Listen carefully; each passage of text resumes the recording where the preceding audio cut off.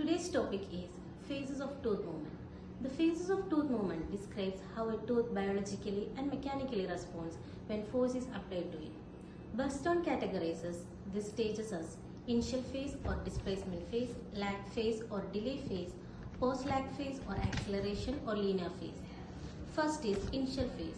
Very rapid tooth movement is observed over a short distance that then stops. This is caused by sudden displacement of tooth within its socket, that is, within the periodontal membrane space, and probably bending of alveolar bone to a certain extent. The extent of movement achieved is nearby for same both light and heavy forces.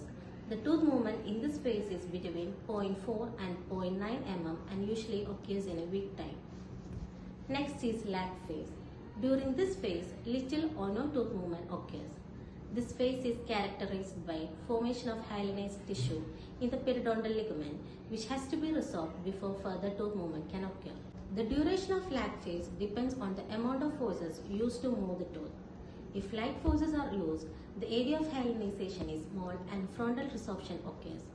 If heavy forces are used, the area of hyalinization is large. The lag phase usually extends for 2 to 3 weeks, but may at times be as long as 10 weeks. Post-lag phase. After the lag phase, tooth movement progresses rapidly as the hyalinized zone is removed and bone undergoes resorption. During this post-lag period, osteoclasts are formed over a large surface area, resulting in direct resorption of bony surface facing the PDL.